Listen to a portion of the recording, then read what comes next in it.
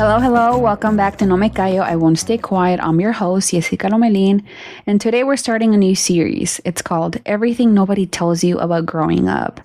And I feel like growing up doesn't feel anything like we were promised. When we were kids, we think growing up means freedom, doing whatever you want, staying up late, buying whatever you want, making your own decisions. And yes, that part is true, but nobody tells us that with that freedom also comes things that hurt a little more than we expected.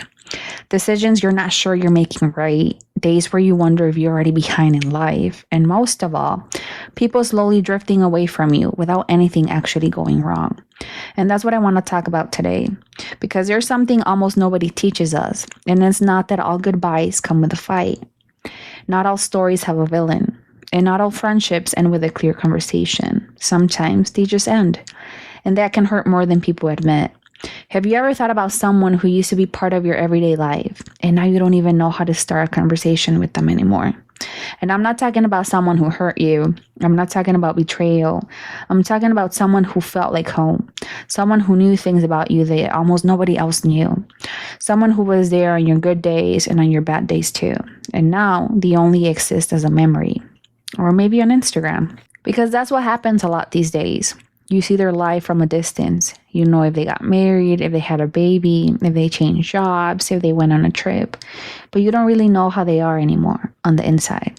And that feels strange. Because there was a time when you were the first person they would tell everything to. And suddenly, you're not. And the weirdest part is, you don't even know exactly when it changed. Because there was no fight. No, I don't want to talk to you anymore. Just life. Time, responsibilities, changes. And one day you realize that the person is no longer part of your routine. And I think that also is a kind of grief, a silent one, the kind nobody really validates. Because people understand grief when someone is gone completely, or when a relationship ends in drama. But very few people talk about this kind of loss. The ones without clear explanations, the one without closure, the ones where you can't say, well, it ended because of this. And still, it hurts. Sometimes more than we realize. Because you don't just miss the person, you miss who you were when that person was close to you. So this first episode of the series is called, What Happens When a Friendship Ends, But Nobody Did Anything Wrong? And I think that's where it all begins. And that part nobody ever explained to us about growing up. So you know what to do. Get comfortable, grab your coffee, your cafecito, your glass of wine, or a cold beer, and get ready to chismear with me. Why does it hurt so much when nothing technically went wrong? Honestly, I don't fully know. But if you ever felt sad about a friendship that no longer is in your life, even though nothing serious happened, that feeling is valid. Really. Because one of the biggest mistakes we make as adults is thinking that only dramatic things deserve emotional attention. Only fight, only betrayal, only obvious endings. But there are losses that don't make noise, and still, they hurt. Because a friendship is not just a person, it's a routine, it's an emotional place. It's a way of existing in the world. It's someone who texts you, how are you, without you having to think too much about it. It's someone you can be yourself with, without explaining yourself all the time. So when that disappears, it's not just the person who leaves. It's a version of you that leaves too, and that's what hurts. It's not always nostalgia from the person. Sometimes it's nostalgia for the life you had when that person was close to you. And that confuses you a lot because you start asking yourself, if nothing bad happened, why do I feel like this? And then you minimize it. You start telling yourself things like, get over it. It was just a friendship. Other people have it worse. But your body doesn't always listen to those sentences. Your heart doesn't either. And your mind definitely doesn't. Because close friendships activate something very deep in us, belonging. Feeling like you belong to someone, feeling understood without effort, feeling like there is a place where you can just be you without a filter. And when that disappears, your brain registers it as a loss. Not something small, something important. That's why it hurts. And I had a friend that I used to talk to every single day. Honestly, more than a friend, she felt like a sister to me. I would tell her everything, from the most important things to the most random, silly stuff, what happened at work, who I think texted me again out of nowhere, what I saw on social media, what made me laugh that day. And then suddenly, not anymore. And not because we had a big fight, not because something terrible happened. It was just that life happened. And there's an idea that I think we struggle a lot to accept, and it's this: not everyone is meant to stay forever. Some people come into your life for a season, not because they are less important, but because they complete that cycle. And that's it. But we resist that so much because we were taught that if something was good, then it should last. But life doesn't really work like that. Think about the different stages of life: school, college, your first job, a difficult moment, a relationship, a move to a new place. Every stage had different people in it. And if you really think about it, in each of those stages, you believe those people were going to stay forever. But most of them don't. And that doesn't mean they weren't important. It just means they were part of that chapter, not the whole book. And accepting that hurts because it breaks the idea of control. We like to believe that if we do things right, well, then people will stay. But people don't stay out of obligation. They stay while life aligns, while your versions of each other still fit, while there's emotional space for each other. And when that changes, the connection changes too. And here's something important. Not every ending is a failure. Not every ending is a mistake. Not every ending is a negative loss.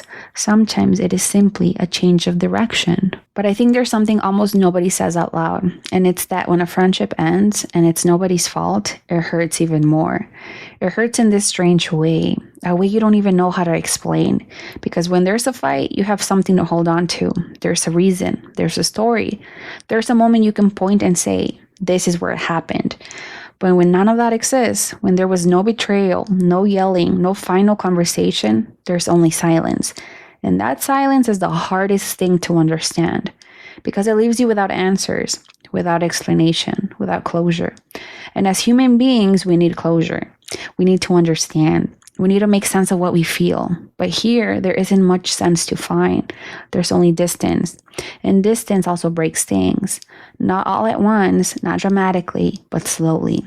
Like a rope unraveling thread by thread until one day it doesn't hold anything anymore. And it starts with the small things. A message that doesn't get answered. And you tell yourself, oh, they're probably busy. Then another message, and it takes longer to respond. And you start noticing something, but you don't want to name it because naming it makes it real. And then another message. And now it's not coincidence anymore. It's a pattern. And without realizing it, there's no conversation anymore. And the strange part is that you can't even remember the last normal conversation. There was no goodbye. No, I'm gonna miss you. No closure. Just one day, it disappears. And that's where something very human begins. Something almost automatic. Guilt. Because when there is no villain outside, the mind starts looking for one inside. And you begin to think, I should have texted more. I should have tried harder. I should have been a better friend. I should have checked in. I should have noticed sooner. And suddenly you become responsible for something that was never the responsibility of one person alone. And that's the most unfair part of this kind of loss. Because you start carrying a weight that doesn't fully belong to you, but you carry it anyway. Because it feels easier to blame yourself than to accept that sometimes relationships simply change without anyone doing anything wrong. And that's what nobody teaches us. We're taught how to fix what breaks. We're taught how to apologize. We're taught how to talk things through. But nobody teaches us what to do when there's nothing to fix, when there's no pending conversation, when there's no clear mistake, when there's no apology that can solve it. Just two people who one day stopped emotionally aligning. And that doesn't sound dramatic, but emotionally, it is everything. Because it means accepting that not every story has closure, that not every person is meant to stay, and that sometimes love or care or connection is not enough to hold time together. And that hurts because it breaks a very deep belief that we carry. The idea that if something was real, well, then it should last. But that's not always true. Some things were very real and still they ended. And not because they didn't matter, but because life changed. Priorities change, routines change, versions of each other changed, and suddenly you no longer fit the same way. And that's not fault, that's movement, that's growth, even when it's hard to accept. And here's the hardest part. When you start to realize that there's no one to blame, truly no one, you're left holding something you don't know where to put. Because your mind was ready for something else. Your mind was ready for an explanation, for a reason, for a conversation, for something that would say, this happened because of this. But it never comes because it doesn't exist. And so you're left only with the feeling. And the feeling is uncomfortable because it can't be organized. It can't be filled away. It can't be closed. It just exists. And it starts repeating in your head like an echo. So what was all of this? And you think it once, and then again, and then in silence while you're driving, or at night when you can't sleep. So what was all of this? Was it real? Was it important? Was I important? And this is where a lot of people get stuck because those questions don't have a quick answer. They don't have a comfortable answer. They don't have an answer that calms you down. They only have one honest answer. And the honest answer is, yes, it was real. It was important. And still, it ended. And I know that sounds contradictory, even unfair, because we want what matters to last. We want what's real to stay. We want what felt deeply to have permanence. But life doesn't work like that. And that's why we struggle to accept the most, because emotionally, we want everything to make sense. But emotional life isn't always logical. Both things can exist at the same time. Something can be deeply meaningful and still have ended, without that erasing what it was, without making it fake, without making it less important. But holding those two truths at the same time, it's exhausting because the heart wants one version of the story. Either it was forever or it didn't matter that much. Either it continues or it was never that important. But life doesn't give you those options. It gives you in-between stories. Relationships that don't explode but slowly cool down. People who don't leave at all at once but gradually stop staying. Connections then don't die, but also don't feel alive the same way anymore. And that's the hardest thing to explain because there is no exact moment where you can say, this is where it ended. Only a slow change, almost invisible. One you only notice when it's already too late, when you look back and realize you haven't spoken in months or maybe years, and you don't even know how it happened. And then you start asking yourself, was it really as important as I remember? Or was I the only one who felt it that deeply? And that doubt hurts because it touches something very deep. The fear of having felt too much. The fear of having mattered more to you than to them. The fear of having invested emotionally in something that meant something different to the other person. But even there, even in that uncertainty, the truth doesn't change. What you felt was real. What you lived was real. What you shared was real. Even if the story didn't end the way you expected. Even if there's no continuity. Even if there's no closure. And that's the hardest part to accept. That something doesn't need to last to have mattered. That something doesn't need to end well to have been true. That something doesn't need a goodbye to have left a mark. It only needs to have existed and to have been felt. But our brain fights that because it wants order. It wants clarity. It wants a straight line, beginning, middle, and end. But emotional life is not a straight line. It's more like a series of circles. Of returns, of pauses, of distance, of silence, and sometimes of unexplained absences. And still, we move forward with that strange feeling of no closure, but full memory. And maybe that's also what growing up is. Learning to live with stories that don't end up the way we wanted, but still remain part of us. And when you start accepting that, you start seeing your memories differently. Not as something that failed, but as something that existed. That had its time, its space, its version, and its purpose in your life. And maybe it's not about understanding why it ended, but about learning to stop punishing yourself for it. Because not all connections are meant to last. But that doesn't make them any less meaningful. It just makes them human. And as always, I want to recommend you a book, and it's called When Things Fall Apart by Pema Chodron. And this book doesn't try to give you any quick answers or pretty quotes to get over what hurts. Instead, it invites you to sit for a moment with what feels uncomfortable, with what you don't fully understand, and with what has no closure. And I think that's exactly what happens when a friendship ends without a fight, without betrayal, without an explanation. It just slowly fades, and then you're left trying to figure out when everything started to change. The author talks about about uncertainty, endings that aren't clear, moments where life doesn't give you a reason, just a feeling. And instead of pushing you to escape it, she teaches you how to hold it without judging yourself.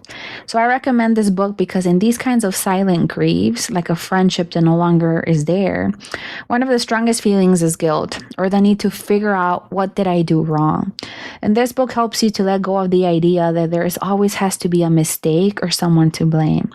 And it also helps you understand something really important, that not everything that ends needs an explanation to be valid, and not everything that hurts needs to be solved immediately. So I highly recommend it. So I want to leave you with this. Not everyone who leaves your life needs to come back. Really, not everyone. And sometimes we hold on so tightly to the idea of going back to how things used to be that we miss something much more important. The possibility of remembering without pain, without tension, without that feeling of emptiness, or like something was left unfinished. Because there are people who were never meant to return to your life, but instead to remain in your story, in a chapter, in a season, in a version of you that doesn't fully exist anymore. And that is valid too. Some people only need to be remembered with kindness, with a soft smile, not an open wound, without resentment, without guilt, without the endless conversation we keep having in our heads trying to figure out what went wrong, without drama, without emotional punishment toward yourself or towards them, just with gratitude.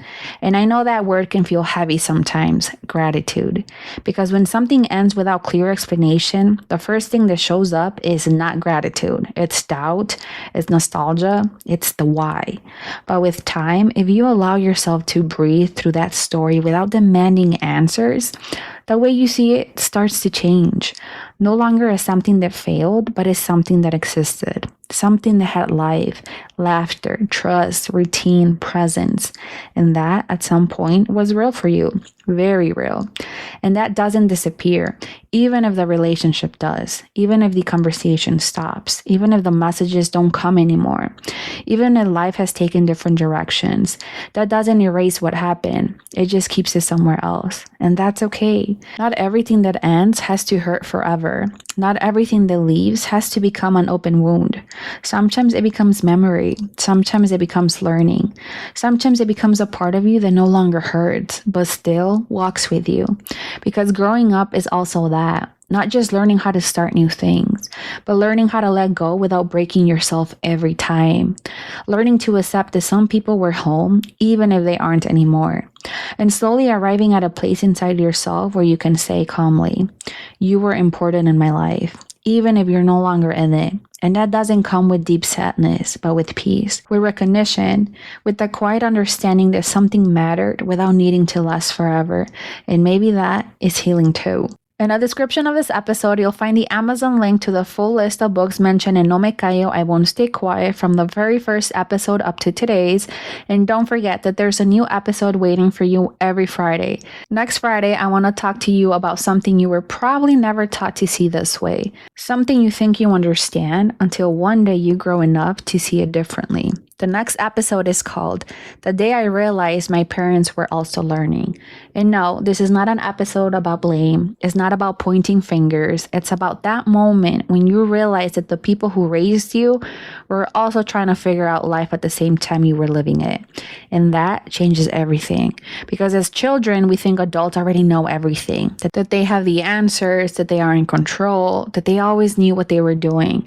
But then one day you start seeing them differently. You see them tired, you see them unsure, you see them human, and something very strange happens. You start remembering things, phrases, silences, decisions, moments you didn't understand back then that suddenly start making sense in a different way. And it's not always easy. Sometimes it hurts. Sometimes it confuses you. Sometimes it even makes you angry to realize that no one had a perfect manual, not even them. But there is also something deeply healing about it. And understanding that they were also learning, that they were also scared, that they were also improvising life, just like you are now. So in this next episode, we're going to talk about that. That moment when you stop seeing your parents as perfect figures and you start seeing them as people with stories, with with wounds, with decisions that came from fear, love, or uncertainty. And maybe that day, you don't just change the way you see them, you also change the way you see yourself. Because understanding them is also the beginning to understand yourself. So if this episode about friendships made you think about someone, get ready because the next one won't just make you think, it will make you feel different. So don't miss it. You were listening to No Me Callo, I Won't Stay Quiet. I'm your host, Jessica Lomelin. Until next time.